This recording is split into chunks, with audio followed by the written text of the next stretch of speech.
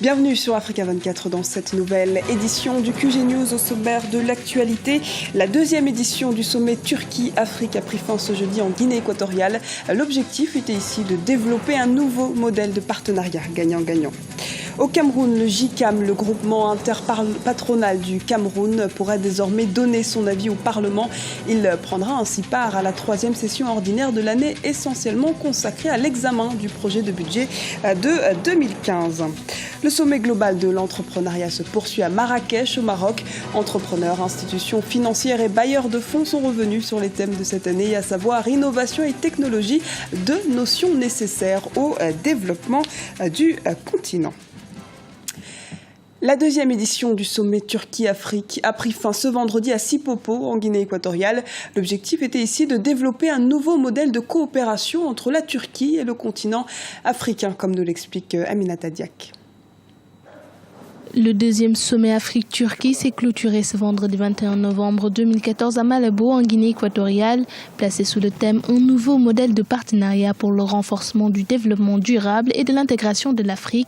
Cette rencontre avait pour objectif de tracer un cadre de coopération à travers une nouvelle politique de partenariat et dégager un plan conjoint sur la période 2014-2018. Une coopération dont les jalons ont été exposés par le président de la Guinée équatoriale, Teodoro Obiang Mbasogo. La déclaration de Malabo que adoptará esta cumbre debe ser una renovación de la voluntad y determinación de nuestros estados. La déclaration de Malabo que nous avons adoptée permet une rénovation de notre système de partenariat, mais aussi une grande possibilité de coopération multiforme avec la Turquie. Elle nous permet également de contribuer individuellement et collectivement à l'atteinte des objectifs de l'agenda pour le développement de l'Afrique à l'horizon 2063. Agenda qui nous assurera notre indépendance. Cet agenda permet le respect de notre souveraineté, de notre intégrité territoriale et de la non-ingérence d'un État dans les affaires d'un État tiers. En somme, un instrument de coopération aux bénéfices réciproques et équilibrés. Y el desarrollo de una cooperación que de beneficios recíprocos, iguales y equitativos. L'Afrique et la Turquie ont pour ambition d'intensifier leurs échanges d'investissements et d'établir des relations commerciales directes. Une coopération qui, selon certains analystes, serait différente des partenariats qui lient le continent africain à d'autres pays ou organisations. Il y a énormément de choses à faire entre les deux partenaires. Ce qui est souhaitable, si vous voulez, ces forums-là sont avantageux tout simplement. Pourquoi? Parce que la diplomatie économique qui est mise en place par l'Afrique contribue à multiplier, si vous voulez, la multilatéralité des partenariats par rapport à l'Afrique. Donc si on prend un pays comme la Turquie, il apporte des solutions différentes par rapport aux autres partenaires. Et sachant très bien que en Afrique, toutes les économies n'ont pas les mêmes besoins, ne sont pas tous au même niveau. Donc, cette multilatéralité des partenariats-là contribue à élargir la variété spectrale, de choix des économies africaines. L'Afrique et la Turquie ont également décidé de partager des informations et des expériences en vue d'un renforcement des capacités en matière de paix et de sécurité. Un soutien logistique et financier sera apporté aux opérations d'appui à la paix de l'Union africaine et à la mise en œuvre de la politique africaine de paix et de sécurité, notamment grâce à des programmes de formation et d'échange. Le groupement interpatronal du Cameroun invité à donner son avis au Parlement concernant l'examen du budget 2015. Une convention en ce sens a été signée ce jeudi au Palais des Verts de Ngo-Ekele, siège de l'Assemblée nationale. Reportage de notre correspondant au Cameroun, Narcisse Ndombé. Le patronat camerounais et les élus du peuple main dans la main pour améliorer l'environnement des affaires en vue d'une meilleure croissance économique du pays. C'est le sens donné à la convention signée ce jeudi à Yaoundé dans l'hémicycle de la Chambre basse du Parlement camerounais. Déjà en synergie avec le gouvernement à travers de nombreuses plateformes de dialogue telles que le Cameroun Business Forum, le secteur privé à travers ce partenariat avec l'Assemblée nationale franchit une nouvelle étape dans sa quête d'amélioration du cadre légal des affaires. Il sera désormais présent à la session parlementaire de novembre consacrée à l'examen du budget. Nous travaillons ensemble déjà pour que les questions économiques soient mieux comprises par les élus du peuple. Que les lois de la République, autant que possible, sur les questions économiques, soient fortement alimentées des contributions des créateurs de richesses que nous sommes. Nous considérons que véritablement, cette convention va nous donner aussi l'occasion, à nous autres chefs d'entreprise, de mesurer le poids de nos responsabilités. Pour les députés, les fruits de cette collaboration seront bénéfiques pour la nation tout entière. La croissance entraîne la création de la richesse. Et la création de la richesse entraîne la création de l'emploi. Et la création de l'emploi entraîne la stabilité politique et sociale. Et la stabilité politique et sociale entraîne la paix et le développement. Et je pense qu'il n'y a pas meilleure chose pour le peuple camerounais que d'avoir véritablement un pays qui se développe et un pays qui vit dans la paix. Pour accompagner le processus d'émergence dans lequel le Cameroun s'est lancé, le GICAM s'est engagé à permettre au pays de gagner au moins 1 point de croissance chaque année. Objectif, rejoindre les rangs des pays ayant une croissance à 2 chiffres d'ici 2020. Marrakech accueille jusqu'au 21 novembre un rendez-vous incontournable des leaders et entrepreneurs du monde entier. Cette année, plus de 3000 personnes en provenance de plus de 50 pays sont attendues afin d'échanger, débattre et créer de nouvelles opportunités de partenariat et de business. Marina Vanier. Première édition du sommet global de l'entrepreneuriat en Afrique. La rencontre s'est ouverte au Maroc ce mercredi 19 novembre 2014.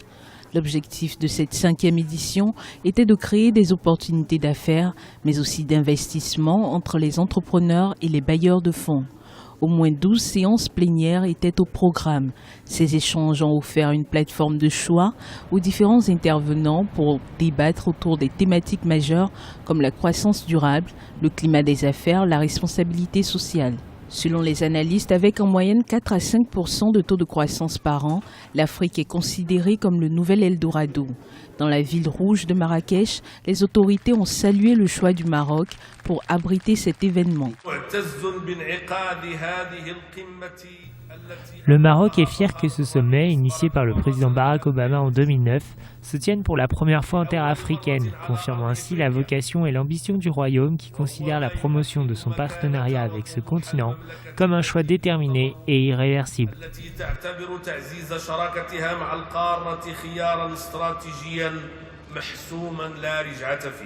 Exploiter la puissance de la technologie au service de l'innovation et de l'entrepreneuriat est le thème de cette année 2014.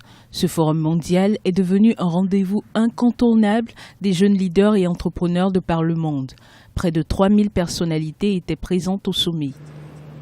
C'est en effet la responsabilité de tout un chacun, représentants des autorités publiques, opérateurs économiques, membres de la société civile, issus de fondations ou membres du monde académique et universitaire, que d'inspirer le futur. Inspirer le futur pour les jeunes générations montantes est une responsabilité décisive, tant dans nos politiques que dans nos stratégies. Quel que soit notre niveau de responsabilité, nous devons nous assurer qu'elles contribuent à créer des opportunités pour nos jeunes, des opportunités d'entreprendre, que ce soit dans l'entrepreneuriat économique ou l'entrepreneuriat social. Lancé en 2009, le sommet de l'entrepreneuriat a débuté aux États-Unis, suivi successivement par ceux tenus à Dubaï, Istanbul et Kuala Lumpur. Ebola continue sa course meurtrière en Afrique de l'Ouest malgré les efforts des gouvernements.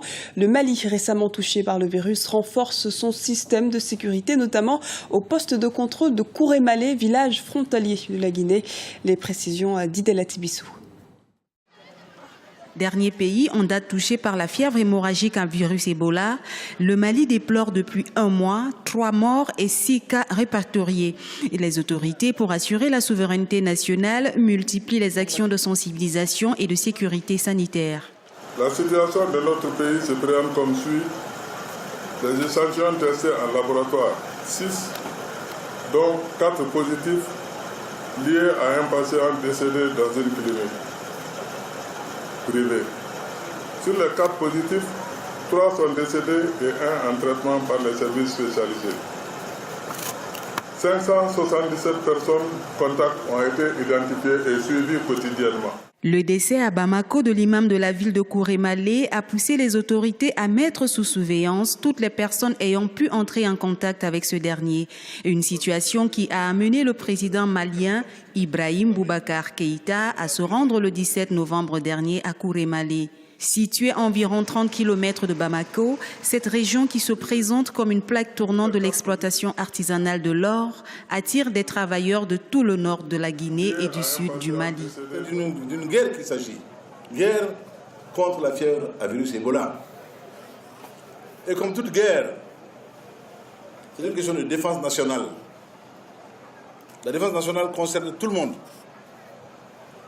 Et moi, au premier chef, commandant suprême des forces armées du Mali. Et tout le monde à ma suite est engagé à tenir son rôle et sa place dans ce combat. Avec plus de 5000 décès en Afrique de l'Ouest, la fièvre hémorragique Ebola a mis à mal les économies des pays touchés. Les États de cette région du continent s'activent aujourd'hui dans la mise en œuvre de stratégies communes afin de lutter efficacement contre le fléau. Ce journal a été réalisé par l'ensemble de la rédaction. Nous vous remercions pour votre fidélité. Retrouvez dans un instant une nouvelle édition de l'actualité sur Africa 24.